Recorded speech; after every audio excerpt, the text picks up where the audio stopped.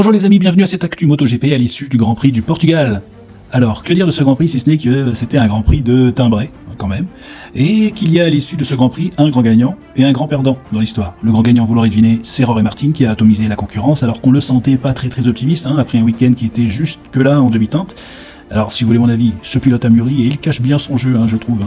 Il fait quand même moins le fanfaron, même s'il faut pas déconner non plus, il a une très haute opinion de lui-même. Et le grand perdant, vous l'avez deviné, c'est forcément Pecco Bagnaia qui est arrivé au Portugal en tête du championnat après sa victoire au Qatar et qui avait démontré de belles choses aux essais. Et là, patatras, week-end à oublier pour Pecco, avec une erreur en course sprint qui lui fait perdre cette course au profit de Maverick Viñales, et puis une erreur lors de la course qui le fait chuter, ainsi que Marc Marquez. Alors je vais pas polémiquer et chercher le responsable de la chute, ça n'est que mon avis, mais Pecco, au vu de son potentiel et des enjeux qu'il a sur les épaules, il aurait pu garder la tête froide pour éviter de percuter Marquez, qui venait juste de le doubler, de recroiser forcément la corde, la trajectoire. Donc pour moi c'était une erreur évitable. Mais attention, ça peut arriver à tout le monde, ça ne reste que des humains. Seulement dans le cas de Pecco, ça lui coûte très cher. Au final, donc, nous avons un Jorge Martin qui gagne la course, Enea Bastianini qui finit deuxième, à la faveur du problème de boîte de vitesse de l'Aprilia de Maverick Viñales, qui a chuté en toute fin de course, donc il est bien dégoûté. Et enfin, j'allais dire la surprise du jour, mais au final, ce n'est plus une surprise, puisque c'est bien Pedro Acosta qui monte sur son premier podium après seulement sa deuxième course en MotoGP. Alors, on pourrait dire qu'il a bénéficié des chutes de plusieurs adversaires devant lui, mais à part Maverick qui a eu son problème mécanique, Pedro avait déjà doublé Pecco et Marc Marquez depuis un certain temps, avant qu'il ne parte à la faute. Je voudrais juste faire une petite parenthèse sur le phénomène Pedro Acosta. Alors il est vraiment encensé, et ça peut se comprendre au vu du potentiel qu'il a, et j'ai rien à redire là-dessus. Seulement, je ne crois pas me souvenir que l'on ait fait un tel parallèle, un tel comparatif avec d'autres illustres pilotes, lorsque, par exemple, Fabio a explosé en 2020 puis 2021, Pedro Acosta a un potentiel énorme.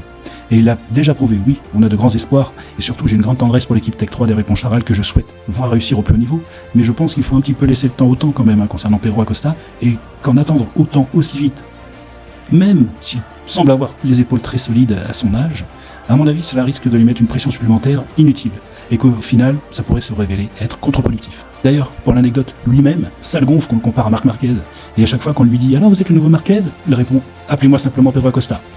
Laissez-le tracer son propre chemin. Bon, et non français dans tout ça. Concernant Johan, pas grand-chose à dire. Il attendait certainement mieux de ce week-end après les signaux positifs du GP du Qatar, mais Johan dit avoir souffert de beaucoup de vibrations dans le pneu arrière. Portimao reste quand même un circuit difficile et la Honda a montré ses limites. En tout cas, elle a montré qu'il y a encore besoin de beaucoup de développement pour être au niveau des meilleurs. Et c'est là que Johan a un rôle crucial pour apprendre, toujours, et puis rebondir. Il finit 15e en marquant un point, mais en bénéficiant d'un grand nombre de chutes devant lui. Concernant Fabio, il y a eu deux phases me concernant. À l'issue de la course, avec son top 7, j'ai été agréablement surpris en me disant, après des qualifs en 3ème ligne, finir 7ème, il a réussi à tenir. C'est plutôt bon signe, car c'était loin d'être le cas jusque-là. Et puis est venu le moment où j'ai fait le compte de tous ceux qui ont chuté devant lui, et surtout, le moment où il a donné une interview post-course, où il ne semblait pas du tout satisfait de sa belle 7ème place. Et à la question « Combien de temps laissez-vous à Yamaha pour améliorer les choses ?» il a répondu « Peu de temps. » avant de tourner les talons.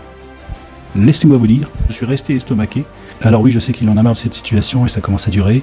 Oui, il cherche aussi à mettre la pression sur Yamaha avec ce genre de déclaration. Oui, il est en contact avec Aprilia, clairement pour préparer 2025. Mais ça sent quand même un peu de divorce, vous croyez pas ? Je ne veux pas faire l'oiseau de mauvais augure, mais là où il y a quelques mois, il déclarait que son employeur faisait de gros efforts et qu'il fallait du temps pour en voir les effets. Il attendait beaucoup de la nouvelle Yamaha 2024, mais il faisait confiance à cette nouvelle équipe qui a adopté un mode de travail plutôt à l'européenne, au contraire des anciennes méthodes à la japonaise. Oui, mais là, je peux parier que s'il n'y a pas d'amélioration à la fois très rapide et très fort des résultats, nous entendrons très vite parler d'une signature à la concurrence bien avant l'été. Ça ne reste que mon avis, mais le regard de Fabio en disait vraiment très long à l'issue des courses. Il y avait ce regard et ce genre d'étincelle qui vous fait dire « c'est foutu, il n'y a plus grand chose à espérer ».